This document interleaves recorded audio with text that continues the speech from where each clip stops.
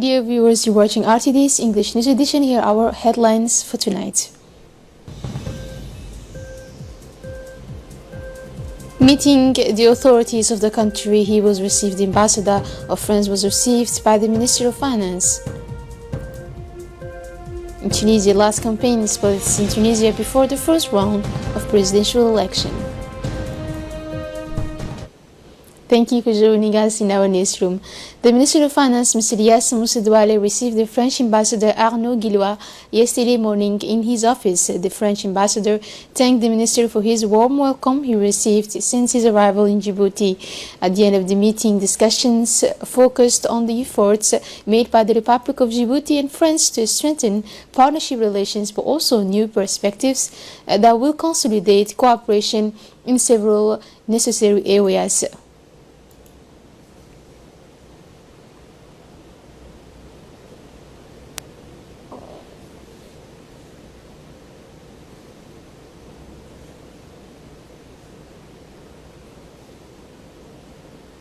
The Budget Minister, Mr. Abdurrahman Al-Shar, received in an audience yesterday morning potential American investors, Mr. Dirane Asite and Mr. Dean Duvoli, from the Franklin Development Company. Franklin Development is an architectural firm that provides architectural services specializing in the construction of affordable housing while playing an active role in community development. Investors present models of sustainable architecture through different practices that aim to reduce the negative impact of a building on its environment and to take care of its quality of life of its inhabitants. For the people. And we really talked about how the community work with the idea of using water retention, solar energy, wind power, and creative design to really bring affordable housing to the community that would be integrated with schools, mosques, parklands, and those elements. And Durini was kind enough to help set this up because he's been the one that's really been spearheading this effort. The Secretary of State for Youth and Sports, Hassan Mohammed Kamil, in his policy based on meritocracy and further revitalizing the CDCs, received in his cabinet with all honors the Acting Director of the Community Development Center of Anglais neighborhood, Mrs. Hawa Ahmed Mohammed, and the President of the Community Council. Indeed, after having noted the feats of abnegation granted by the Community Development Center of Anglais, the Secretary of State decided to award them the certificate of the best CDC of the month as an incentive for having honorably ensured the proper organization and functioning of the structure within the framework of the noble missions of social, educational, and sporting integration assigned to it for the benefit of the young people. The Secretary of State congratulated Ms. Hawa Ahmed, urging her to continue along this path.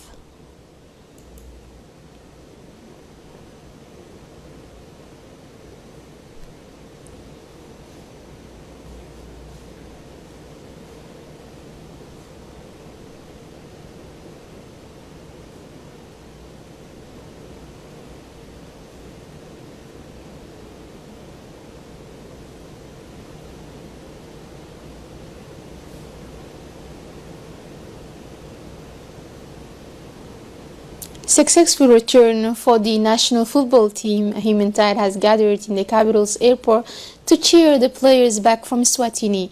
Julian Mete, players who will continue in second place in the Qatar 2022 World Cup qualification of the African continent, have left the Swatini before yesterday afternoon. A return expected by everyone after the requalification in the second phase of the World Cup 2022 qualifier for the first time in the history of Djibouti football. The national team was welcomed by the Secretary of State for Youth and Sports, Hassan Mohammed Kamil, the head of the Djibouti Football Federation, and officers of the National Gendarmerie.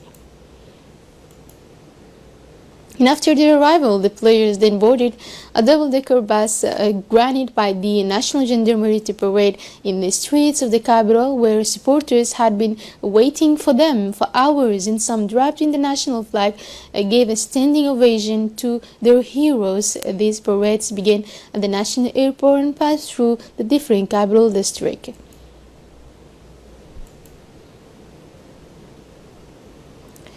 From Thursday 5th September to Sunday 8th September, the mobile team of the Obok Medical Hospital Center made a trip to the remote region of the Dadato This locality is located about 170 kilometers from the capital city with a very difficult access. The chief medical officer of the Obok region, Dr. Ibrahim Dimbio, Health Region traveled with a mobile team composed of several members. The population of this very remote locality, which does not have access to a doctor's consultation, appreciated the travel of Dr. Dimpio's team, which is a first in history. The nutritionist Darsa stressed the importance of feeding children under 5 years of age, which is the most vulnerable layer. More than 350 adult consultations were carried out. About 20 pregnant women benefited from the prenatal consultation, and more than 100 children were tested for malnutrition and vaccinated by the team. The population thanked the Minister of Health for his local health actions undertaken through the outputs of the mobile teams, which respond to the policy of the President of the Republic, His Excellency Ismail Merkele.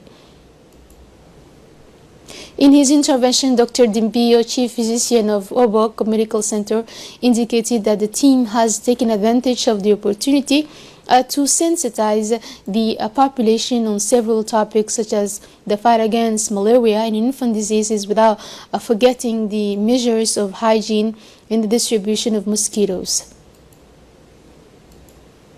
In Djibouti, the creativity of artisanal products is more than ever on the agenda. Women make a living from the sale of beautiful handicrafts and other arts forms in the capital as well as in the regions, learning new techniques in crafts and creation, commerce, marketing, art and exhibition organization enables them to produce works that sell better both at home and abroad. The walls of the BCE, the tourist office and also the agency of the Tjora Women's Association, for example, are decorated with very colorful local handicrafts that helps these women to become financially independent, but also offer excellent illustration of a grace that seems to be reborn. Ms. Fathia Saad stressed in her presentation that craftsmanship, a profession of passion, caring, meaning and value, it is for a job well done, creativity, transmission of know-how and innovation, and also a generator of social cohesion through a widely recognized proximity. In the city center, for example, we have the AFT, which aims to promote the craftsmanship of Tjora women, to share the know-how and expertise among artists and craftswomen with the general public, a breadwinner for some women, a vocation for others.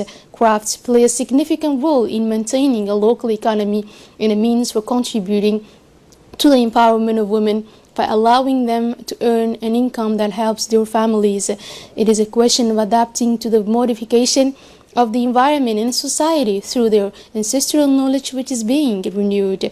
The idea behind the creation of this association is therefore to revive this form of Djibouti art by combining traditional practices with contemporary styles and techniques that will help to create a viable market capable of being sustainable, explains Ms. Fatuma in her brief intervention.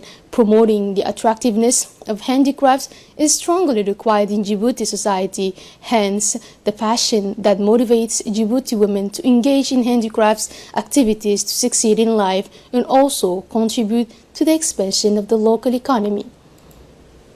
In the international news, presidential in Tunisia, last day of campaign in Tunisia, the last hours of the election campaign before the presidential elections.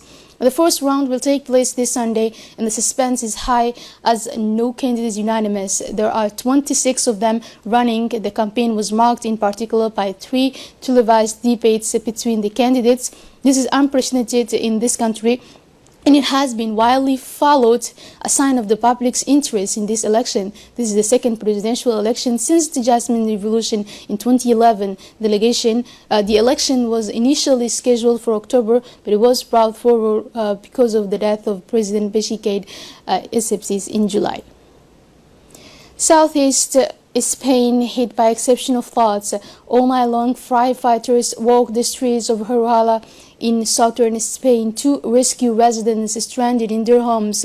For the past 2 days, the provinces of Valencia, Alicante and Murcia have been affected by exceptional floods caused by violent storms and torrential rains. 2 people aged 61 and 51 were found dead on Thursday inside their vehicle swept away by the waves. Nearly 80 municipalities remain on road alert this Friday These are the worst floods in the region in nearly a century, as explained by George Rodriguez, mayor of Otiniente, who one of the affected municipalities. Weather conditions are expected to continue this Friday in the regions of Murcia and Valencia. Schools and colleges remain closed. The authorities advise residents to stay at home and not to take the road. Google will pay France 1 billion euros as historic agreement, according to Percy, the American internet giant Google, which was the target of an investigation for tax evasion, agreed on Thursday to pay nearly 1 billion euros to settle all its disputes with the French tax authorities. Under this agreement, the multinational agreed to pay 500 million euros fine to terminate an investigation by the National Financial Prosecutor's Office and to pay 465 million euros in tax catch-up payments to close the recovery proceeding against it.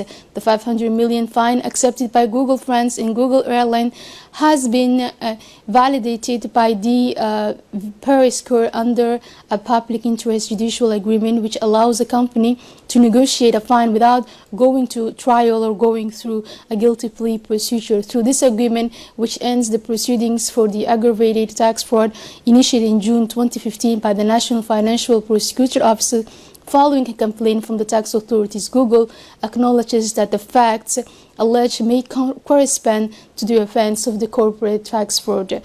Well, that's all for this edition. Thank you for being with us and have a good night.